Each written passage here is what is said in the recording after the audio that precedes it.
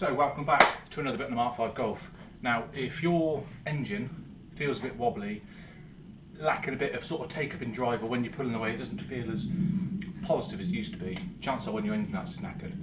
Normal one is the dog mount or dog bone. It looks like that because it's like a dog's bone-ish. So easy way to do it, replace this, simple one. You can change those bushes, but it's cheaper just to buy a new arm, because this isn't the bush that plays up, it's the one that sits here. Now this big bush is pressed into the lower arm, as we'll see in a minute. Not lower arm, the subframe. So what you can do is get a wobbly insert. So these inserts are Powerflex. I think there's 4 different types of these, but I've just gone for the softer one because the bush of mine, as you'll see from the video in a minute, is a bit wobbly. So all this does is sits up inside the factory bush, the original one, and then you've got a big washer, sits over that, bolts up, and then that should limit our wobbliness. So what we'll do, I'll just show you the video of starting the car and you'll see how wobbly it is, and then we'll get in the car and change it.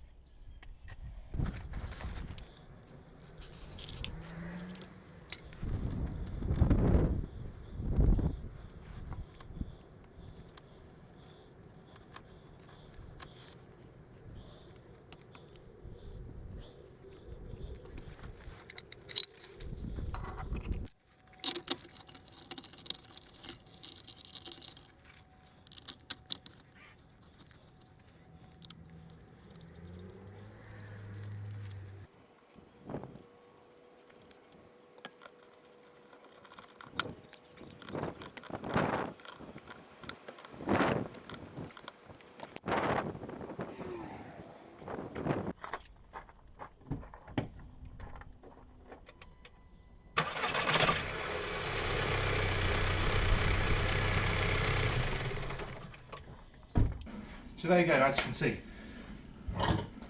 Changed our bush, there wasn't that much difference in there. Bit old, no problem. So got a new dog bone, got a poly insert in, bit of WD-40 to slide it nicely. Big washer on, bolt it all back up, start it up. And you can see the difference in the videos, how much free play's taken up. And with the yellow bush, it's sort of the weakest one, so you shouldn't have a lot more vibration coming through the car.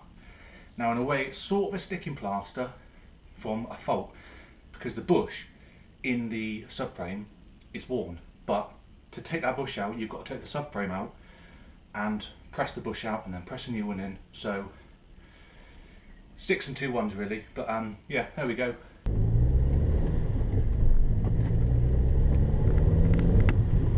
There is actually quite a bit more positive sort of engagement when you're picking up. You can feel the sort of the car's moving more than the engine moving in its cradle.